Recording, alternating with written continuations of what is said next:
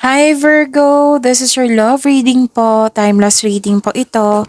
Kung naka-resonate kayo, comment down. Kung hindi kayo naka-resonate, ibigay niyo po sa iba kasi general reading po ito. Now, isipin niyo po yung person niyo ngayon kahit nagkaroon ka ng loss of connection or andyan siya. Basta isipin niyo po para makuha ko yung energy niya.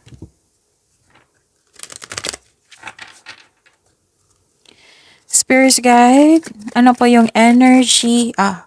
Spirits guide. Yung tanong po, ano po yung gustong sabihin ng person ni Virgo sa kanya? I need 4 cards po. Please forgive me. I know I messed up. I messed up. I messed up. So, humingi siya ng sorry sa iyo. Please forgive me, sabi niya. Please forgive me. I know I messed up. So, nagsisisi na to. Alam niyang mali niya na okay. So, I become apprehensive about being candid with you.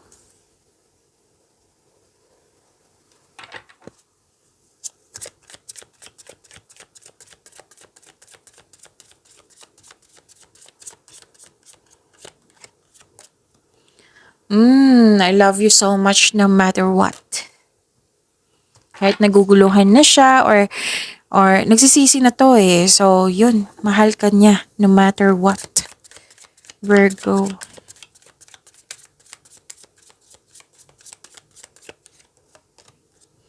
I think about you so much is scaring me. In love na in love ah.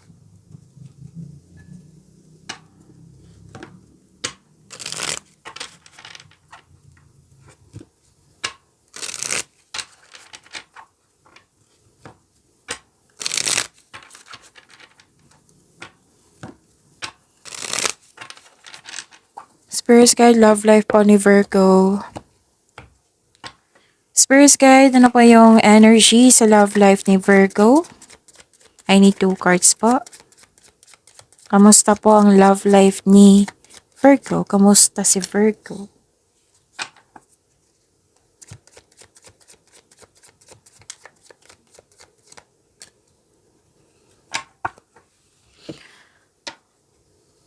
Okay, kamusta kayo, Virgo?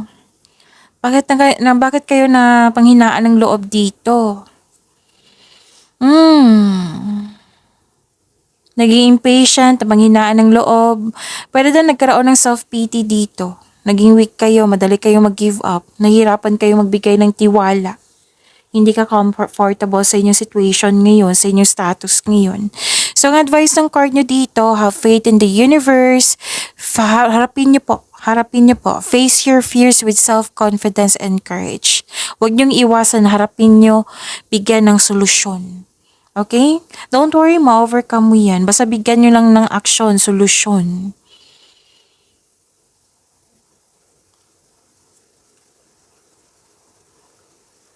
Oh, may gusto makipagkita. Pwedeng kayo ito or yung person mo gusto makipagkita. Gustong humingi ng sorry. Gustong humingi ng sorry ng taong ito. Please forgive me. I know I messed up. Oh, gusto niyang humingi ng sorry sa iyo. Virgo. Ano bang kasalanan niya? Okay, so may nakita talaga akong concern dito. Dalawang mensahe na ha. Dalawang card na mismo nagsabi dito na hindi kayo kontento sa inyong connection, hindi kayo kontento sa inyong status. So, there is something better for you. Kaya itong disappointment na ito is temporary lamang. Dalawang card mismo nagsabi ito, ma-overcome niyo po ito. Don't worry.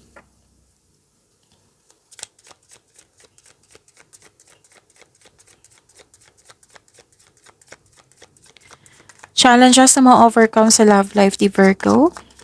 I need 2 cards po.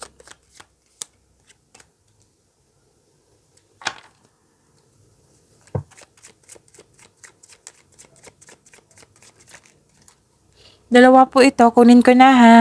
Kinukuha ko na basta dalawa.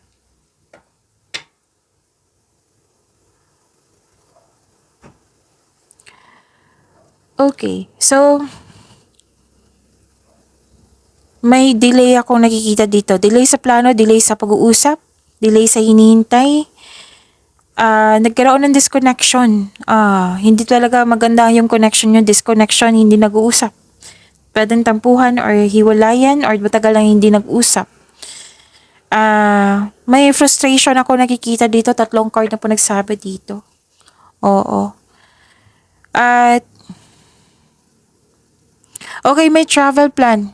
Matutuloy to. Don't worry. May travel plan. Pwedeng matutuloy yung pag-uusap na nagkaroon ng delay before. Okay. May ano dito, may nakita kong gathering ng grupo ng tao. Hindi lang kayong dalawa, kundi gathering to. It might be dyan kayo mag-uusap or magkita.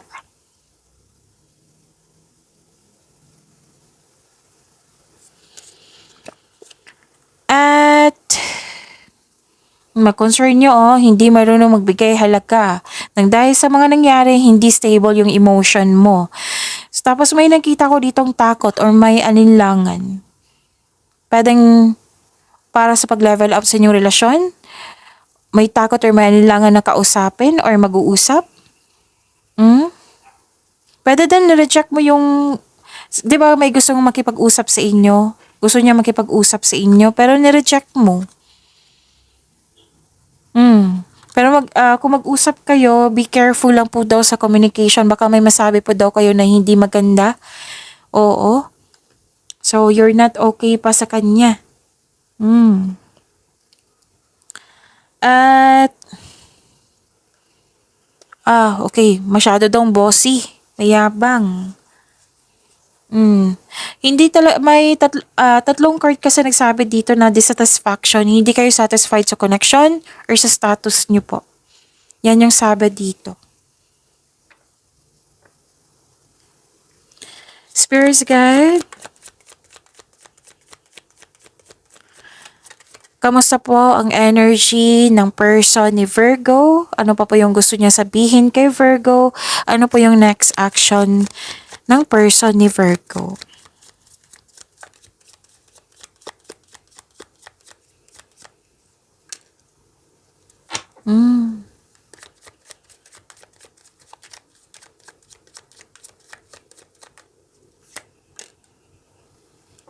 Overthinking. Nag-overtake tong taong ito. Wala siyang hindi maayos ang tulog niya. Wala siyang pahinga. Hindi siya makatulog kasi hindi siya kampante. Parang natatakot siya dito or nagtatago siya instead of facing the reality. Parang hinahayaan na lang niya na masaktan ka or hinahayaan niya yung sitwasyon. Ayaw niya mag-isip. Bakit? Ayaw niya mag-isip. Parang iniiwasan niya eh. Parang umiiwas siya na isipin to. Yung concern niyo.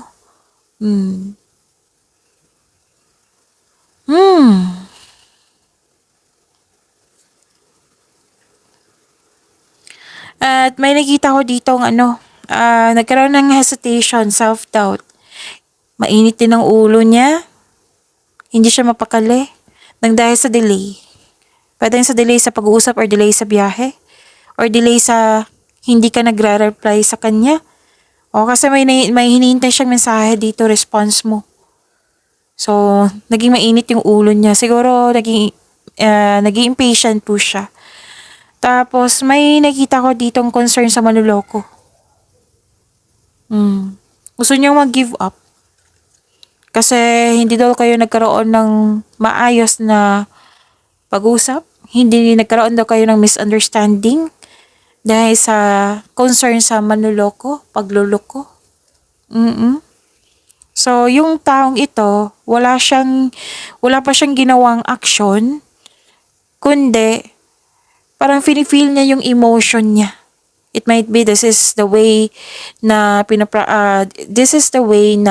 ito yung way niya na i-process yung feelings niya. Pero, nakikita ko dito, iniisip niya yung mga nangyari sa nakaraan. Ito yung dahilan na panghinaan siya ng loob. So, wala pa ako nakikitang action dito kasi wala siyang tulog. Nahihirapan siya. Hinahayaan niya yung sitwasyon niyo. Walang action. Feel niya yung emotion niya. Pero sinisiguro niya sa iyo na mahal ka niya. So yun, maraming salamat po.